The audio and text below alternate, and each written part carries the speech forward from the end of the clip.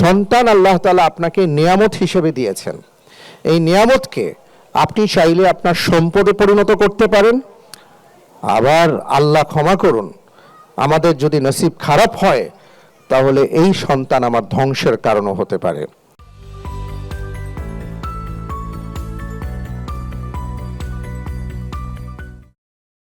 আলহামদুলিল্লাহ রাব্বিল আলামিন ওয়াসসালাতু ওয়াসসালামু আলা সাইয়্যিদিল আমবিয়া ওয়াল মুরসালিন ওয়া আলা আলিহি ওয়া আসহাবিহি আজমাইন, আম্মা বা'দ। فأعوذ بالله من الشيطان الرجيم. بسم الله الرحمن الرحيم. يا أيها الذين آمنوا إن من أموالكم وأولادكم عدوا لكم فاحذروهم. وقال الله سبحانه وتعالى يوم يفر المرء من أخيه وأمه وأبيه وصاحبته وبنيه إلى آخر الآية. الحمد لله.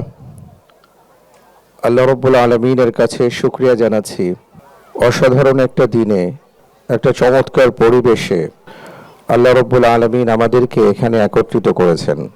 এনডিএফ কর্তৃক আয়োজিত আজকের ছোট্ট সোনামণিদেরকে সামনে নিয়ে কিডস ফেস্টিভ্যালের নামে যে পরিবারকে একত্রিত করণের এই সুন্দর আয়োজন যারা করেছেন, এনডিএফকে অনেক অনেক মোবারকবাদ জানাই। আল্লাহ রব্বুল আলামিনের কাছে সেই সাথে একটা দোয়া করছি, আজকে যে একটা সুন্দর পরিবেশ আমরা দেখতে পাচ্ছি চারপাশে, যেখানে ছোট্ট ছোট্ট শিশুগুলো মার সাথে বাবার হাত ধরে হাঁটছে, খেলছে, একটা ফ্যামিলি গেট টুগেদার হচ্ছে, এই দৃশ্যায়নগুলো মূলত জান্নাতের একটা প্রতিচ্ছবি।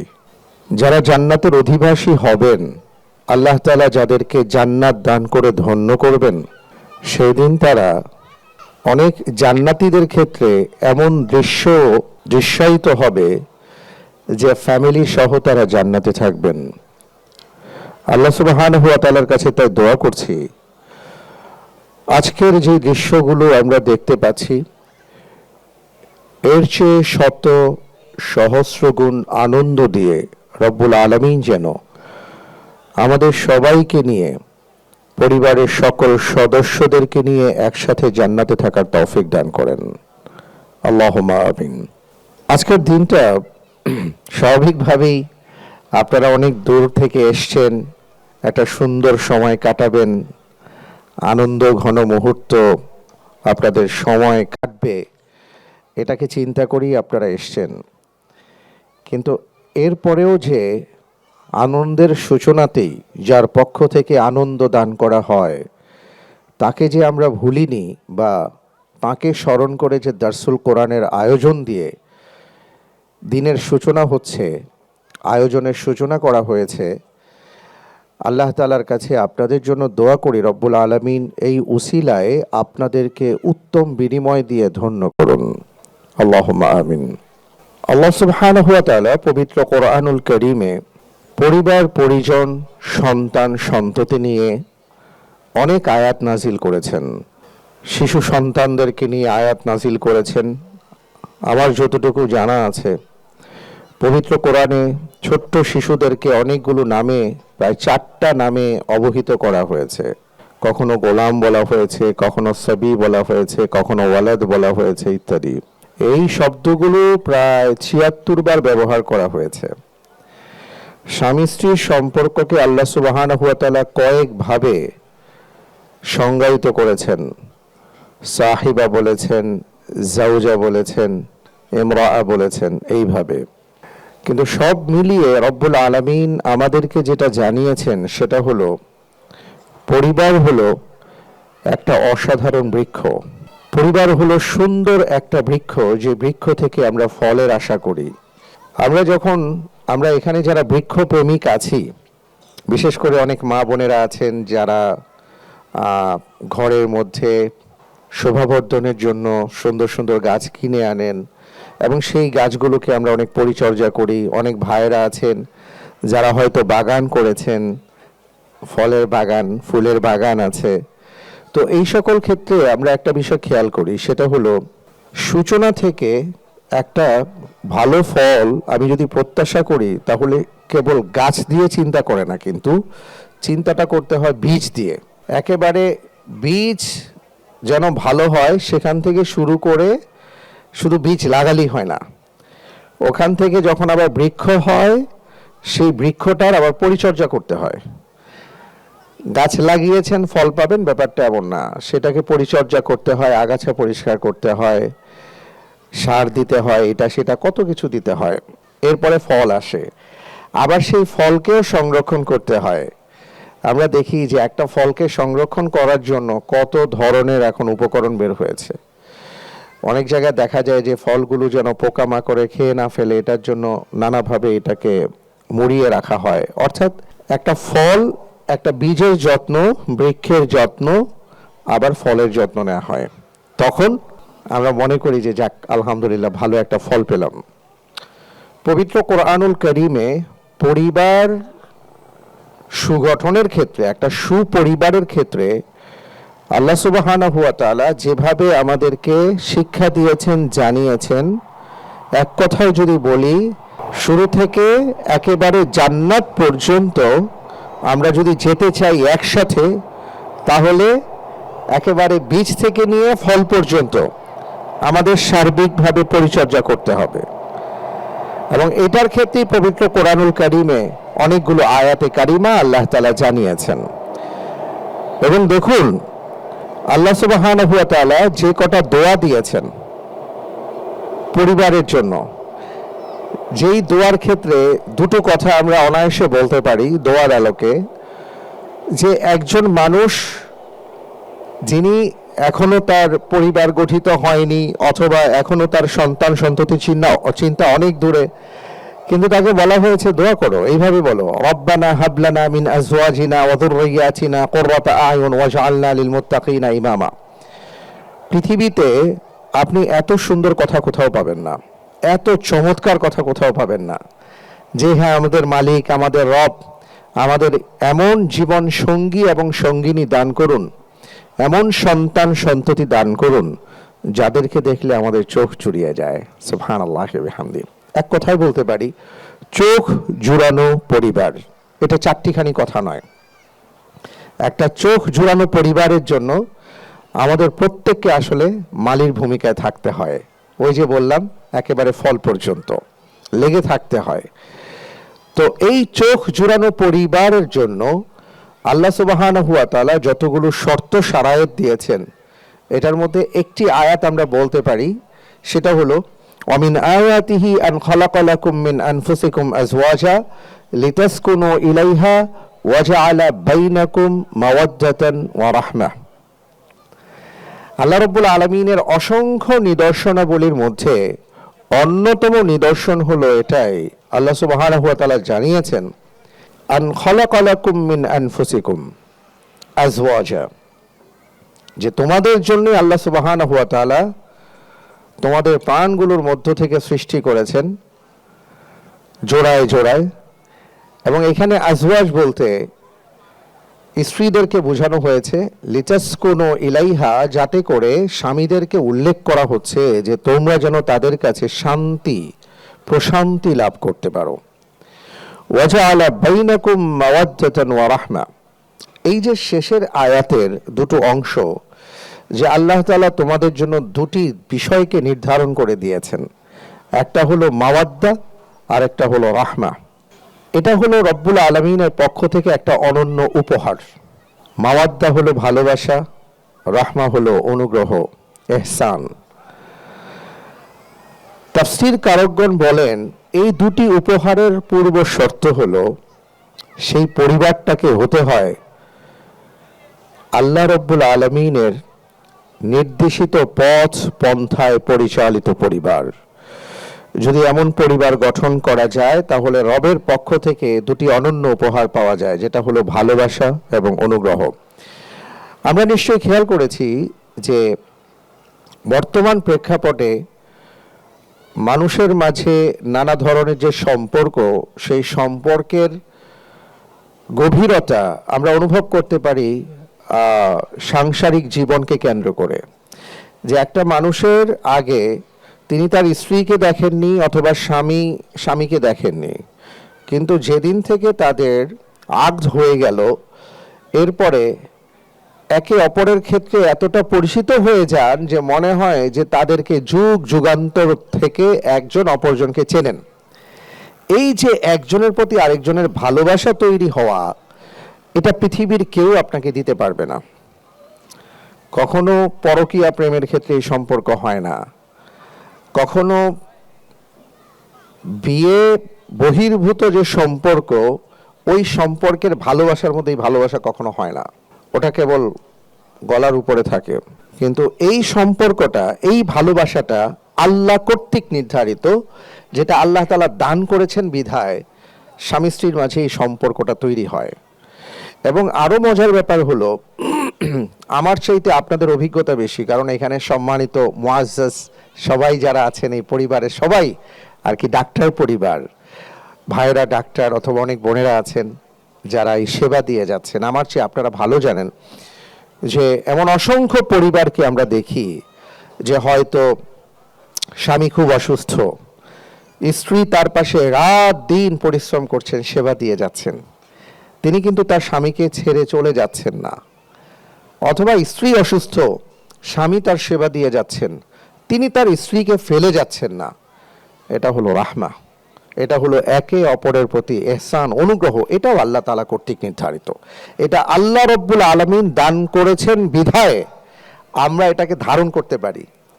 আর এটা বিয়ের সম্পর্ক ছাড়া সম্ভব না। তো এই ক্ষেত্রে তাফসীর কারকগণ বলেন যে এই সম্পর্কটাকে যদি আমরা আরো দৃঢ় করতে চাই, আরো সুদৃঢ় করতে চাই, যে স্বামী স্ত্রীর মাঝে একটা বন্ধন হবে, সন্তানের মাঝে এমন একটা বন্ধন তৈরি হবে যে বন্ধনটা ভালোবাসা আর অনুগ্রহ দিয়ে ভরপুর হবে, এটা যদি আমরা পেতে চাই তাহলে আমাদেরকে শরিয়া নির্দেশিত পথ পন্থায় আমাদের জীবনকে পরিচালনা করতে হবে, পরিবারকে পরিচালনা করতে হবে। যেটা আমি প্রায় আমার বিয়ের খুতবাতে বলে থাকি নসিহা হিসাবে, যেটা আবু দারদা রাদিয়াল্লাহু তাআলা আনহু বলেছিলেন, যে ওনাকে যখন জিজ্ঞেস করা হয়েছিল, কথায় কথায় উনি বলছিলেন যে আল্লাহ তাআলা যদি আমাকে জান্নাত দান করেন তাহলে আমি সেই জান্নাতে যাকে চাইব তিনি হলেন উম্মে দারদা রাদিয়াল্লাহু তাআলা আনহা। তাকে প্রশ্ন করা হয়েছিল যে কেন? তিনি বলেছেন যে আমাদের বিয়ের পরে উম্মে দারদা আমার পাশে বসে কয়েকটি কথা বলেছিলেন। এই কথাগুলো ছিল এই রকম যে দেখুন, আজকে থেকে আপনি আমার স্বামী, আসুন আমরা কয়েকটা বিষয়ে একমত পোষণ করি।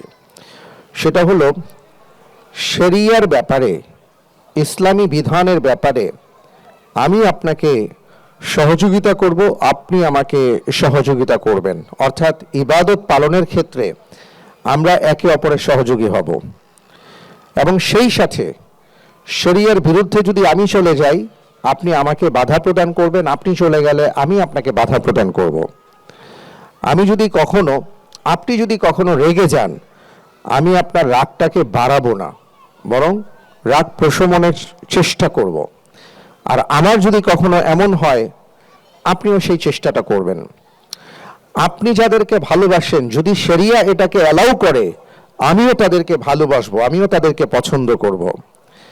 ঠিক এমনি করে আমিও যদি কাউকে শ্রদ্ধা করি, ভালোবাসি, শরিয়া যদি অ্যালাউ করে, আপনি আমাকে সাপোর্ট দান করবেন। যদি এইভাবে আমরা চলতে পারি, ইনশাআল্লাহ আমাদের সংসারটা সুন্দর হবে। আবু দারদা রাদিয়াল্লাহু তাআলা আনহু তিনি বলেন, এরপরে আমাদের সাংসারিক জীবনে আমরা সেইভাবে চলার চেষ্টা করেছি এবং আমাদের ওই ছোট্ট সংসারটা তখন জান্নাতের বাগানে পরিণত হয়েছিল। সুবহানাল্লাহ। আজকে আমাদের কাছ থেকে এই বিষয়গুলো আসলে হারিয়ে গেছে। আমাদের জাগতিক চিন্তা, আমাদের ইহজাগতিক যে নানা ধরনের প্রলোভন, শয়তানি প্ররোচনা, সব কিছু মিলিয়ে আমাদের এমন একটা অবস্থা তৈরি হয়েছে এবং সমাজ, রাষ্ট্র এবং কোরআন সুন্নাহ বহির্ভূত কিছু নীতিমালা আমাদেরকে অনেকটা প্রতিপক্ষ হিসেবে দাঁড় করিয়ে দিয়েছে। যেখানে স্বামী স্ত্রী ছিল পরিপূরক, স্বামী আর স্ত্রীর সম্পর্কটা ছিল আসলে তালা চাবির মতন, যে আপনি তালা খুলতে চাইলে যেমন চাবির দরকার হবে, সুতরাং চাবিরও দরকার আছে, তালারও দরকার আছে। শুধু তালা থাকলেও হবে না, চাবি থাকলেও হবে না, দুইটা যেমন দরকার। আমাদের পরিবারটা ছিল এই রকম, স্বামী আর স্ত্রীর মাঝে তালা চাবির মতন সম্পর্ক হবে, একে অপরের সহায়ক হবেন, কিন্তু অনেকে এটা চেষ্টা করছেন প্রতিপক্ষ হিসেবে দাঁড় করাবার। আরেকটা বিষয় হলো আমাদের সন্তানদের বেলায়, যে আমরা আমাদের সন্তানদেরকে কিভাবে আসলে তৈরি করতে চাই, কিভাবে দেখতে চাই। আমাদের সন্তানদের ক্ষেত্রে ইসলাম আমাদেরকে বিশাল দিক নির্দেশনা দিয়েছে, প্রায় 16টা পয়েন্ট আছে। আমি আজকে সেদিকে যাব না, কারণ আমি জানি যে আপনারা আসছেন একটু বিনোদনের জন্য। এখন এই ক্ষেত্রে আলোচনা করে যদি সময় নিয়ে যাই সেটা ঠিক হবে না। কোনো এক সময় আল্লাহ যদি তৌফিক দান করেন সেগুলো নিয়ে কথা বলবো। শুধু একটা কথা বলতে চাই, সেটা হলো সন্তান আল্লাহ তাআলা আপনাকে নিয়ামত হিসেবে দিয়েছেন। এই নিয়ামতকে আপনি চাইলে আপনার সম্পদে পরিণত করতে পারেন, আবার আল্লাহ ক্ষমা করুন, আমাদের যদি নসিব খারাপ হয় তাহলে এই সন্তান আমার ধ্বংসের কারণও হতে পারে। আপনি সূরা আহকাফে দেখেন, সূরা আহকাফের মধ্যে দুই ধরনের সন্তানের কথা আল্লাহ তাআলা উল্লেখ করেছেন। সেখানে বলা হয়েছে যে যেই সন্তানকে আমরা শরিয়ার বিধিবিধান বা কোরআন সুন্নাহ অনুপাতে যদি তাকে লালন পালন করতে পারি, এই সন্তান একটা পর্যায়ে গিয়ে আল্লাহর কাছে দোয়া করে যখন তার বয়স 40 বছর হয়। কারণ 40 বছর হলে একটা মানুষের জীবনের পূর্ণতা আসে সব দিক থেকে। তো এই সন্তান তখন দোয়ার মধ্যে সে বলে, হাত্তা ইদা বালাগা আশুদ্দাহু ওয়া বালাগা 40 সানা, সে বলে রব্বি আউজি'নি আন আশকুরা নি'মাতাকা আল্লাতী আন'আমতা আলাইয়া ওয়া আলা ওয়ালিদাইয়া ওয়া আন আ'মালা সালিহান তারদাহ ওয়া আসলিহ লি ফি যুররিয়াতি ইন্নী তুবতু ইলাইক ওয়া ইন্নী মিনাল মুসলিমিন। ওই সন্তান তখন তার মা বাবার জন্য দোয়া করে বলে যে রব্বে করিম, আপনি আমাকে তৌফিক দান করুন, আমি যেন আপনার নিয়ামতের কৃতজ্ঞতা আদায় করতে পারি। আমাকে আপনি তৌফিক দান করুন, আমি যেন আমার সন্তান সন্ততির, আমার মা বাবার কৃতজ্ঞতা আদায় করতে পারি। এবং আপনি আমাকে তৌফিক দান করুন যাতে করে আমি আমার পরিবারটাকে সুন্দর নিয়ে সৎ সততার জীবনযাপন করতে পারি। সুবহানাল্লাহ। এই দোয়া কোন সন্তান করে? ওই সন্তান করে যেই সন্তানকে আমরা সুসন্তান হিসেবে গড়ে তুলতে পারি। ঠিক এর পরের আবার একটা আয়াত আসছে, যেই আয়াতের মধ্যে বলা হচ্ছে উফিল্লাকুম উফিল্লাকুমা আতাইদানিনি আন উখরাজা ওয়া ক্বাদ খালাতিল কুরুন মিন ক্বাবলি ওয়া হুমা ইস্তাগীসানিল্লাহ ওয়াইলাকা আমিন। আরেক ধরনের সন্তান, যেই সন্তানকে মা বাবা বলে যে বাবারে সময় হয়েছে, তুমি তো নামাজ পড়ো না, তুমি তো রোজা রাখো না, তুমি তো আল্লাহর হুকুম পালন করো না, এটা কেন করো না, তুমি কবরে গেলে কি করবা? তখন এই সন্তান জবাব দেয়, কবরে গেলে আবার কি করব, কবর থেকে আবার উঠবো, এটা কোনো কথা? সে তখন সায়েন্স দিয়ে বোঝাবার চেষ্টা করে, সে তখন জাগতিক বিষয় নিয়ে উত্থাপন করে যেগুলো নাস্তিকেরা করে থাকেন। এবং সেই সন্তানের কথা শুনে মা বাবা এতটা ব্যথিত হন যে তখন ওই মা বাবা তার সন্তানের জন্য বলে যে তোমার জন্য বড় আফসোস যে তুমি এটা বুঝলে না, এবং আল্লাহর কাছে তখন সে বলতে থাকে। আর এই সন্তানই কিয়ামতের ময়দানে তখন কি বলবে জানেন? এই সন্তান তখন কিয়ামতের ময়দানে বলবে, রব্বানা আতিহিম দিআফাইনি মিনাল আযাব ওয়াল আনহুম লা'নান কাবীরা ওয়া ক্বালু রব্বানা ইন্না আতা'না সাদাতানা ওয়া কুবারা'না ফাআদাল্লুনা আস-সাবিলা রব্বানা আতিহিম দিআফাইনি মিনাল আযাব ওয়াল আনহুম লা'নান কাবীরা। এই সন্তান তখন বলবে যে আল্লাহ, আমি তো তার ছোটবেলায় সব কথা শুনেছি, আমার মা বাবার সব কথা শুনেছি, যেখানে নিয়ে গেছে, যেখানে যা করতে বলেছেন, পড়াশোনা খাওয়া দাওয়া সব কথা শুনেছি, কই উনি তো তখন আমাকে ইবাদতের কথা বলেন নাই, আমাকে আপনার কথা বলেন নাই, আপনার হুকুম পালনার্থে কোনো কথা বলেন নাই, তাই আমি খারাপ হয়ে গেছি। সুতরাং আজকে আমাকে যদি জাহান্নামে যেতেই হয় তাহলে আপনার কাছে আমার অনুরোধ, আপনার কাছে আমার কথা হলো যে যার কারণে, যারা আমাকে ঠিক মতন লালন পালন করেন নাই, যার কারণে জাহান্নামে যাচ্ছি, আগে তাদেরকে দ্বিগুণ শাস্তি প্রদান করুন, তারপরে আমাকে দিন। আল্লাহু আকবার। এক ধরনের সন্তান জান্নাতে গিয়ে রব্বুল আলামিনের কাছে বলবেন, আল্লাহ আমার মা কোথায়, আমার বাবা কোথায়? কোরআনে কারীমে সূরা ইনশিকাকের মধ্যে আসছে, একদল মানুষ যাদের হাতে ডান হাতে আমলনামা দেয়া হবে, তিনি তার পরিবারের কাছে আনন্দ চিত্তে যাবেন। তার মানে তার পরিবারের সাথে দেখা হবে, সাক্ষাৎ হবে, সবাই জান্নাতি পরিবার হবেন।